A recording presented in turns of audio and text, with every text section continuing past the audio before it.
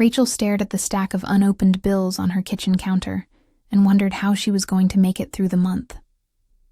The small kitchen was quiet, except for the faint hum of the refrigerator and the soft giggles of her 6-year-old son, Tommy, playing with his toy cars in the living room. She had just come home from her part-time shift at the coffee shop, her feet aching and her mind exhausted from calculating tips and wondering if they'd be enough to cover groceries. Rent was due in 2 weeks, and the numbers weren't adding up. "Mommy, can we have spaghetti tonight?" Tommy's voice brought her back to the present. Rachel forced a smile. "Sure, sweetheart," she said, even though she knew they were down to their last can of sauce and a half box of noodles. She'd make it work, just like she always did. Later that afternoon, as she walked Tommy home from school, Rachel noticed an elderly woman struggling to carry a heavy bag of groceries to her car. The woman, dressed in a neat wool coat and using a cane, was clearly having trouble balancing the bag and her walking stick. "Tommy, hold my hand," Rachel said, quickening her pace toward the woman. "Ma'am, do you need some help?" The woman looked up, startled but relieved. "Oh, thank you, dear. My arthritis is acting up today, and this bag is heavier than I thought." Rachel took the bag from her and placed it carefully in the trunk of the car. She glanced at the woman, who smiled warmly but looked tired. "I'm Rachel," she said, brushing her hands on her jeans. "This is my son, Tommy." The woman extended a gloved hand. "Evelyn Carter. It's so kind of you to stop and help. I don't usually have this much trouble, but some days are harder than others." Rachel nodded, noticing the woman's frail frame and trembling hands. "Do you have someone who can help you with things like this? Family nearby?" Mrs. Carter shook her head. "No. My husband passed years ago, and my children, well, they're scattered across the country. It's just me in that old house at the edge of town." She gestured vaguely in the direction of the neighborhood. Rachel hesitated, feeling an unexpected pang of empathy. She knew what it felt like to carry too much on your own. "Do you need help with anything else? Groceries, errands, cleaning? I have some time on my day off." Mrs. Carter's eyes brightened but then softened with hesitation. "Oh, I couldn't ask that of you. I'm sure you have enough on your plate. You have a little one to care for." "It's no trouble," Rachel said quickly. "I'd be happy to help." After a moment of thought, Mrs. Carter nodded. "Well, if you're sure. My cleaning lady stopped coming a month ago, and I've been struggling to keep up with the housework. If you'd like, you could come by and help tidy up. I'll pay you for your time, of course." Rachel shook her head instinctively. "You don't need to pay me. I just want to help."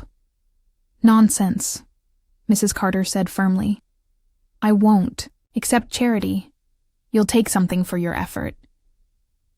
Rachel smiled faintly, knowing there was no point in arguing. "Okay, if that's what you prefer. Just let me know when works for you." Mrs. Carter reached into her purse, pulled out a small notepad, and scribbled her address on a piece of paper. "Come by Tuesday morning if that suits. I'll put on some tea." Rachel tucked the paper into her jacket pocket and gave Mrs. Carter a wave as she and Tommy continued home. On the walk back, Tommy tugged at her hand.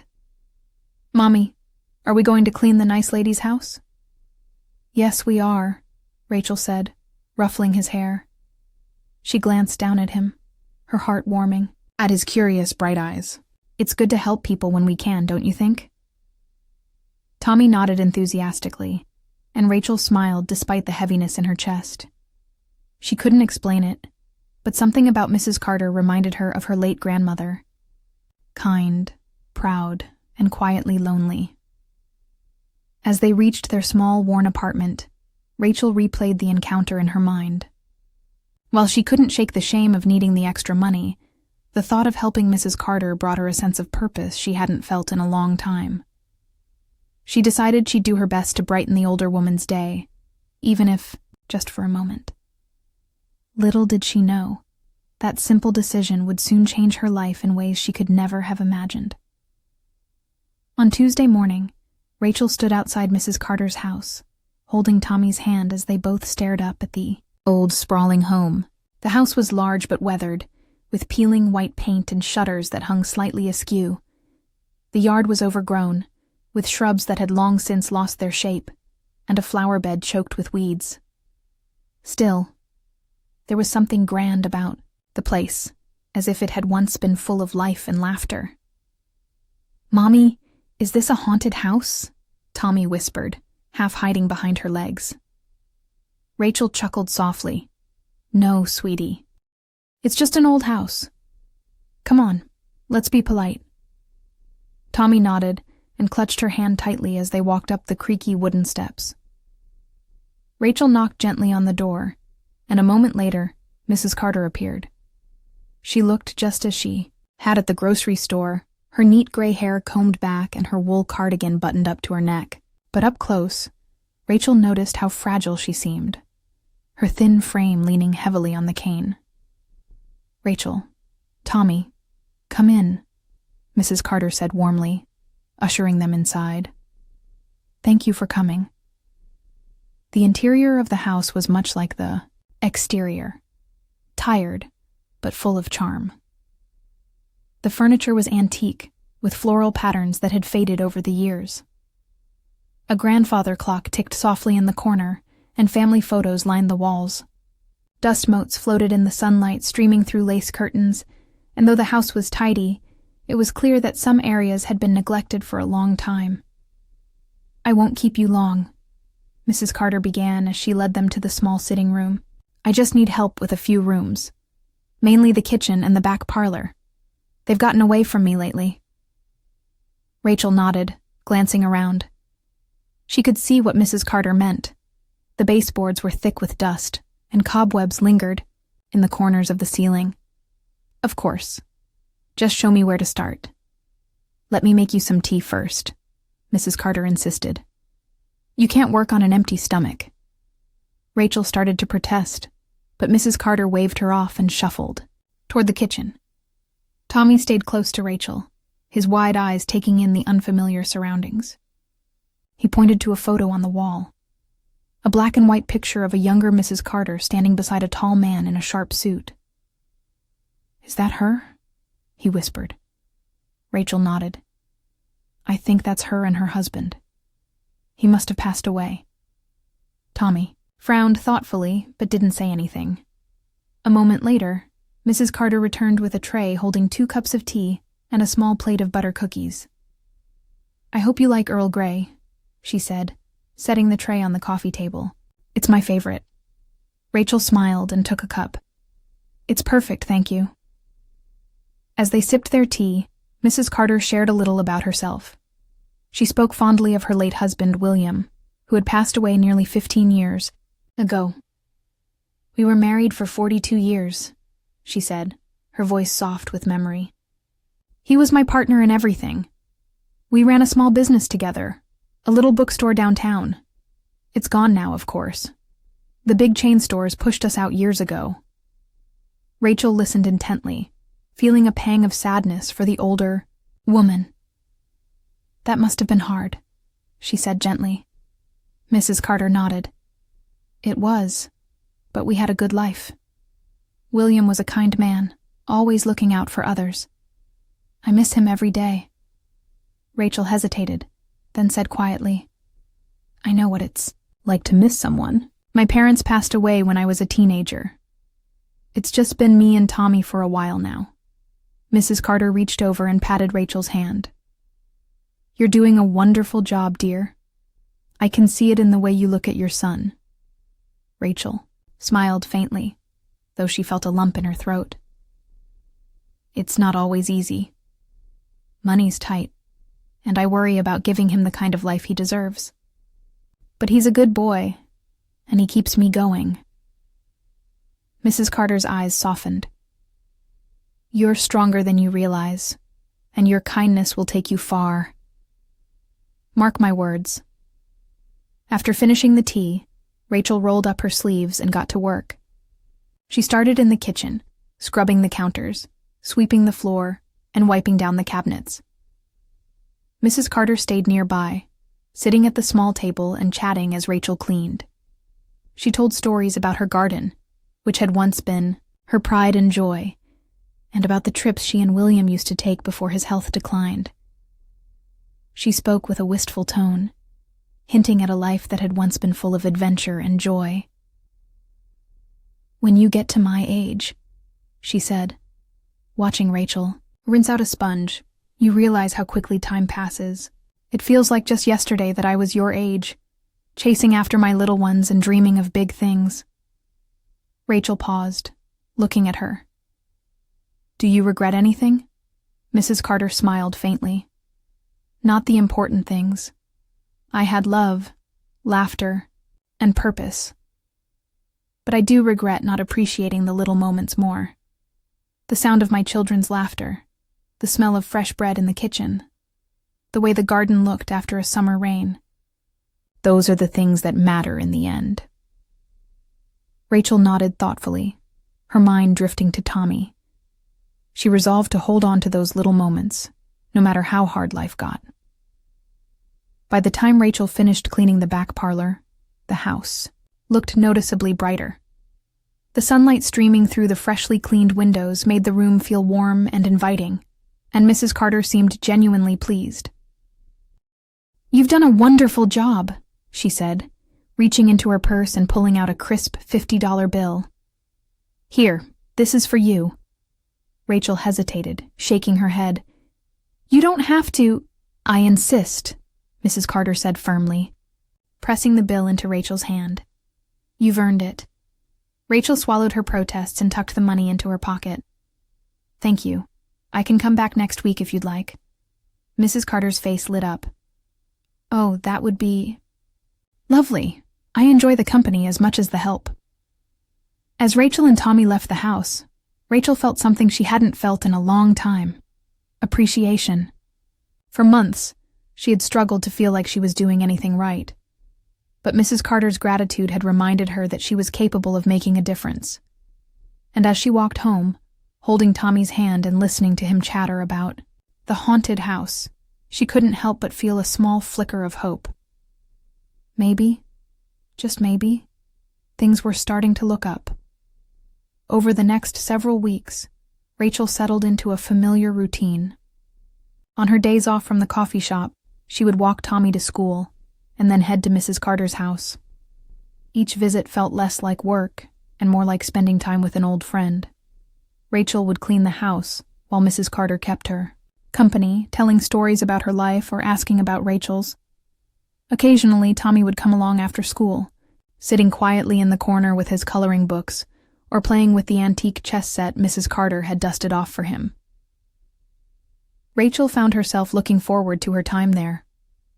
Mrs. Carter had a way of making her feel seen and appreciated, something Rachel hadn't realized she'd been missing.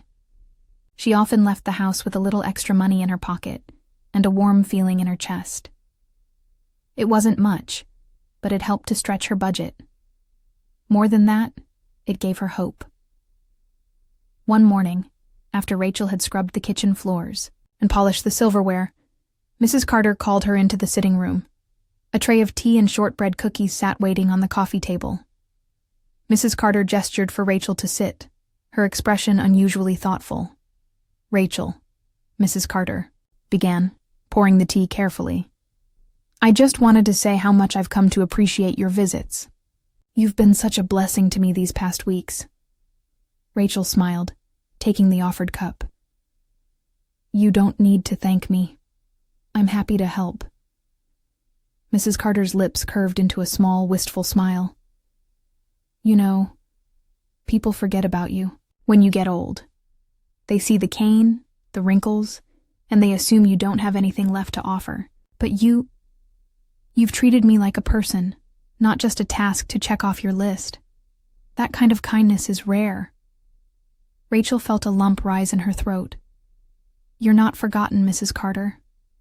You have so much to share, and I've learned a lot from you already." The older woman placed her hand over Rachel's. "And I've learned from you too, my dear. You remind me of myself when I was younger. Strong, determined, and full of love for your child. That's why I want you to know how grateful I am. You've brightened my days more than you realize." Rachel didn't know what to say. She simply squeezed Mrs. Carter's hand, the warmth of the moment filling the room. But as the days passed, Rachel noticed that Mrs. Carter seemed quieter than usual. She would sit for long stretches, staring out the window at her untended garden. One afternoon, after Rachel had finished vacuuming the parlor, she hesitated before speaking. "Mrs. Carter, is something bothering you?" she asked gently. Mrs. Carter looked up, startled, but then sighed. "I've just been thinking," she said softly, "about William, about the life we built together, and about what's going to happen to everything we worked for when I'm gone." Rachel set the vacuum aside and sat down next to her. "What do you mean?" Mrs. Carter's gaze dropped to her hands, which were folded tightly in her lap. "I don't have anyone to leave it to. My children, well, we've grown apart over the years. They have their own lives, and I hardly hear from them anymore.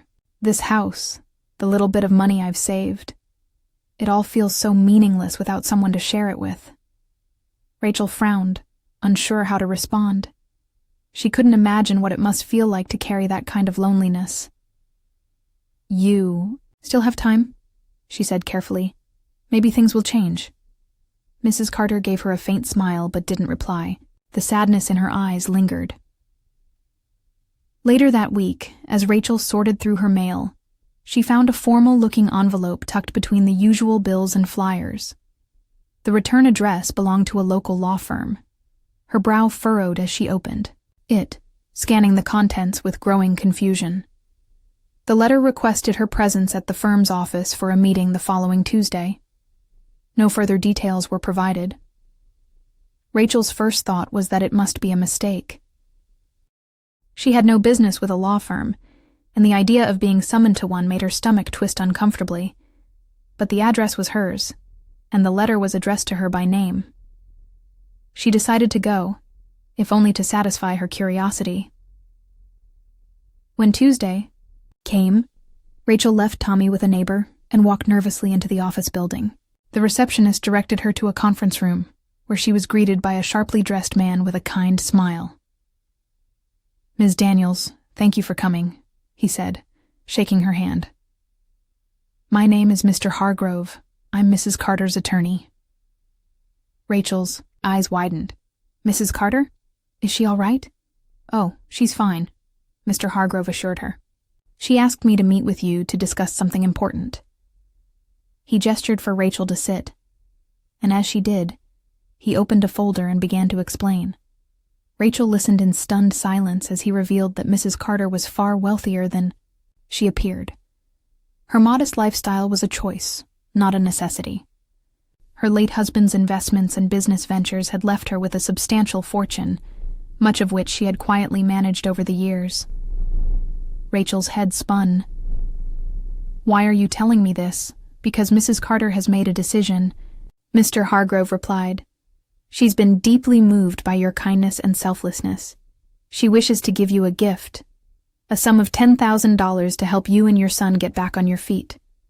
Additionally, she'd like to offer you a permanent position managing her household affairs. The job comes with a generous salary."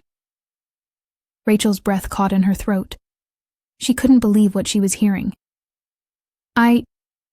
I don't know what to say," Mr. Hargrove smiled. "Take your time. Mrs. Carter only asks that you consider it." That evening, Rachel sat with Mrs. Carter in the sitting room, her hands trembling as she tried to find the right words. "Why me?" she finally asked. Mrs. Carter looked at her with a gentle smile. "Because you didn't know who I was, and you helped me anyway. You've given me something money can't buy. Kindness when I needed it most." Tears filled Rachel's eyes as she nodded. "Thank you," she whispered, "for everything." By the time Rachel walked home that night, the weight she had, carried for so long, felt just a little lighter. For the first time in years, she allowed herself to believe in a brighter future. The weeks that followed felt like a whirlwind for Rachel. The $10,000 from Mrs. Carter had been a blessing beyond anything she could have imagined, but she was careful not to let her excitement overshadow her responsibility. She used the money thoughtfully, sitting down one evening after Tommy had gone to bed to write out a plan for how to stretch it as far as possible. First, she paid off the overdue bills that had been piling up on her kitchen counter. The utilities, the credit card debt she'd been avoiding, and the last lingering notice from her landlord about a late rent payment. With those burdens lifted, Rachel turned her attention to creating a better environment for her and Tommy. She found a modest but safer and slightly larger apartment just a few blocks away. It had a small playground nearby and an extra bedroom for Tommy, something she'd dreamed of giving him for years. The move was exhausting but worth it. On their first night in the new apartment, Tommy ran excitedly from room to room, declaring, "I have my own room now, Mommy. Can I put my cars here?" Rachel laughed, her heart swelling with pride as she helped him arrange his favorite toys on a low shelf. She stood in the doorway later that night, watching him sleep peacefully in his new bed, and felt a sense of peace she hadn't known in years. With the rest of the money, Rachel invested in better childcare for Tommy. She found a warm and welcoming daycare center that he quickly grew to love, allowing her to focus on her new job with Mrs. Carter. It was a relief to know he was happy and well cared for while she worked. The job itself was unlike anything Rachel had ever done. At first, she felt overwhelmed by the sheer volume of tasks, managing household schedules, organizing Mrs. Carter's finances, and even planning small gatherings with the few friends Mrs. Carter still kept in touch with. But as the weeks went on, Rachel found herself growing into the role. She learned to balance her responsibilities with efficiency and care, and Mrs. Carter's patient guidance gave her the confidence to tackle challenges she would have once shied away from. "Rachel, you're a natural," Mrs. Carter said one afternoon as they sat together at the dining room table, sorting through old paperwork. "I don't know how I managed before you came along." Rachel smiled, though her cheeks flushed with modesty. "I've still got a lot to learn, but thank you. It feels good to be useful." Mrs. Carter reached across the table, patting Rachel's hand. "You're more than useful, my dear. You're capable. And that's something to be proud of." Rachel carried those words with her, repeating them silently whenever self-doubt crept in. Over time, she began to see herself differently, not just as a struggling single mother, but as someone who could rise to the occasion and create a better life for herself and her son. Tommy, however, had mixed feelings about his mom working more hours. At first, he complained whenever Rachel dropped him off at daycare, or explained that she couldn't play because she had to finish work for Mrs. Carter. But that changed as he spent more time with the older woman. Mrs. Carter had a way with children, and she quickly won Tommy over with her stories and small acts of kindness. One rainy afternoon, when Rachel brought Tommy along to the house, Mrs. Carter invited him to sit with her in the parlor. She pulled out an old wooden puzzle set that had belonged to her own children, and helped him piece it together. As they worked, she told him stories about the adventures she and her husband had taken: safaris in Africa, sailing trips along the Mediterranean, and long train rides through the snowy Alps. Tommy listened with wide eyes, hanging on her every word. "Did you really see a lion?" he asked, his voice filled with wonder. "Oh, I did," Mrs. Carter replied with a twinkle in her eye. "And let me tell you, young man, it was the most majestic creature I've ever seen. But you have to promise me something. One day, when you're all grown up, you'll go see one for yourself." Tommy nodded solemnly, as if taking an oath. From that day on, he began to see Mrs. Carter as a kind of grandmother figure, someone who brought warmth and magic into his life. He started looking forward to their visits, and Rachel often found him curled up next to Mrs. Carter on the sofa, listening intently to her stories or showing her his latest drawings. For Rachel, these moments were a gift. She loved seeing the bond growing between Tommy and Mrs. Carter, and she cherished the quiet evenings when she and Mrs. Carter would sit together after Tommy had fallen asleep. Mrs. Carter shared more about her past during those times, opening up in a way Rachel hadn't expected. "William and I were partners in everything," Mrs. Carter said one night, her voice soft with memory. "He was the dreamer, and I was the planner. He'd come up with these wild ideas, and I'd figure out how to make them happen. We were a good team." Rachel listened with admiration. "It sounds like you had an incredible life together." "We did," Mrs. Carter agreed, a faint smile playing on her lips. "But it wasn't always easy. There were hard times, losing the bookstore, struggling to make ends meet when the business first started. But we always found a way through. And do you know why?" Rachel shook her head, leaning forward. "Because we had each other," Mrs. Carter said simply. "That's what matters most in life. The people you hold close, the ones who lift you up when you can't stand on your own." Rachel nodded, her throat tightening. She thought of Tommy, of how much she wanted to give him the kind of security and love Mrs. Carter described. And she realized that, in her own way, she was already building that life for him. As the weeks turned into months, Rachel began to feel a sense of stability she hadn't known in years. She saved part of the money Mrs. Carter had given her, determined to put it toward Tommy's education.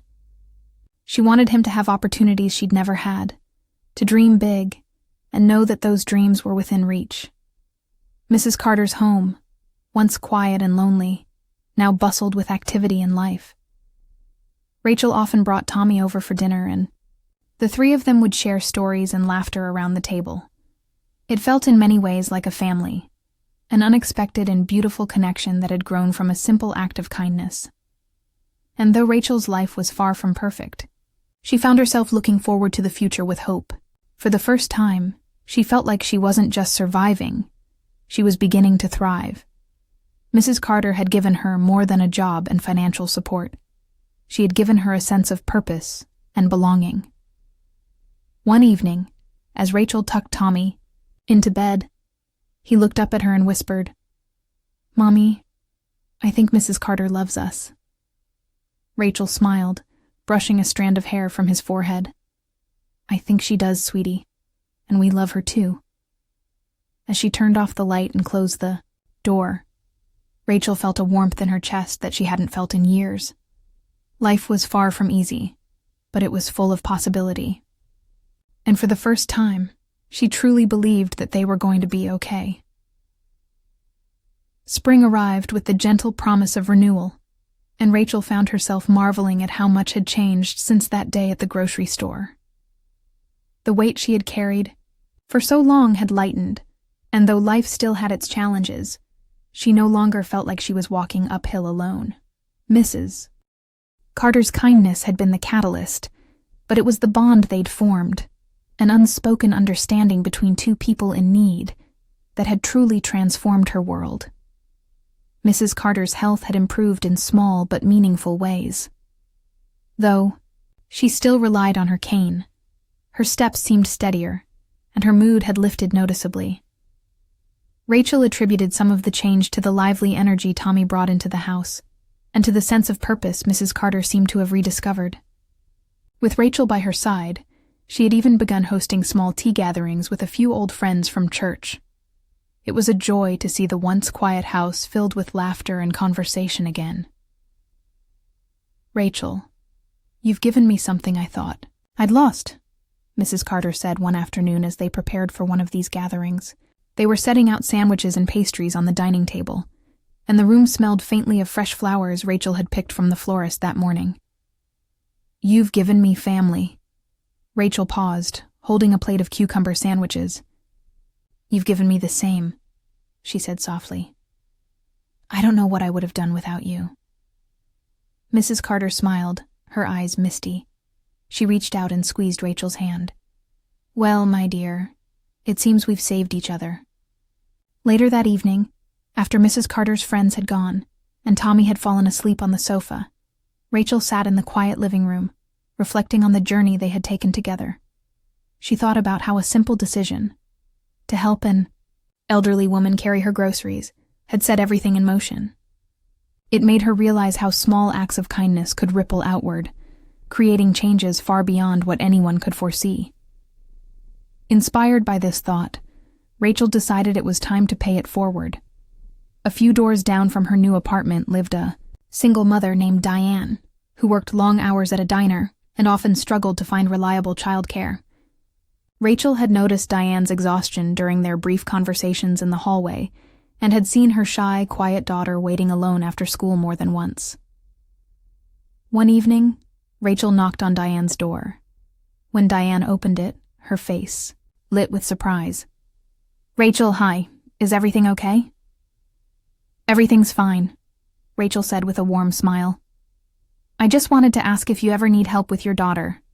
I'm home in the afternoon, so if you need someone to watch her or help with homework, I'd be happy to." Diane blinked, clearly taken aback. "You'd do that? I mean, you barely know us?" Rachel chuckled. "Someone once helped me when I needed it most. I'd like to do the same for you." Diane's eyes filled with gratitude, and she nodded. "Thank you. That would mean so much." From that day on, Rachel began babysitting Diane's daughter, Emily, a few afternoons a week.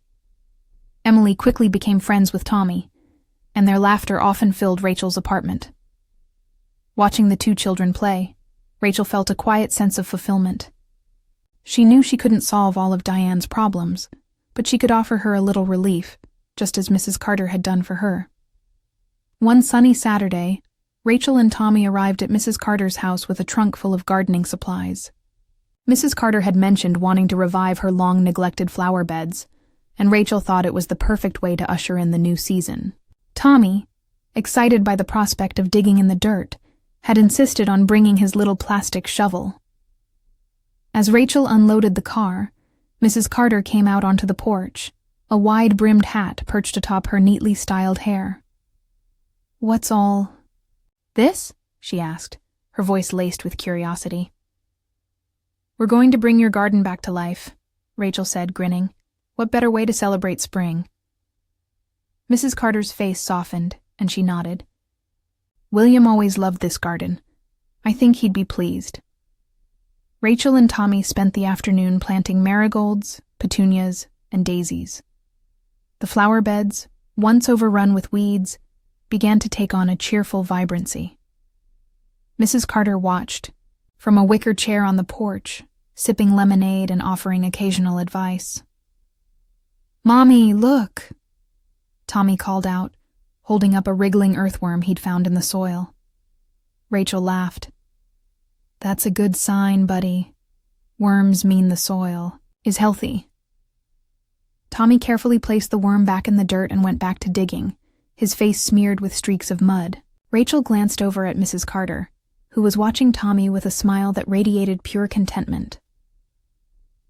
As the sun dipped lower in the sky, casting a golden glow over the yard, Rachel stood back to admire their work. The flower beds were bursting with color, and the garden seemed alive again. She felt a deep sense of accomplishment, not just for the garden, but for everything it represented. "You've done a beautiful job," Mrs. Carter said, her voice thick with emotion. "It's been years since this place felt so full of life." Rachel sat down beside her, wiping her hands on her jeans. "It's all thanks to you," she said. "You've given us so much, Mrs. Carter. I don't know how I'll ever repay you." Mrs. Carter shook her head. "You've repaid me tenfold, Rachel. You've brought joy back into my life. And that boy of yours, he's a treasure." Rachel looked over at Tommy, who was now carefully watering the new plants with a small green watering can. "He thinks the world of you," she said softly. "And I of him," Mrs. Carter replied. The three of them stayed in the garden until the first stars appeared in the sky, enjoying the peace and beauty of the moment. As Rachel packed up their tools and got Tommy ready to leave, she felt a profound sense of gratitude. Life wasn't perfect, but it was full of love, hope, and the promise of new beginnings. And as she lay in bed later, staring at the Sealing and listening to the sounds of the neighborhood settling into the night, she reflected on how far they'd come. From the crowded apartment where every bill felt like a mountain, to the warmth of Mrs. Carter's home, to the vibrant garden they'd brought back to life together.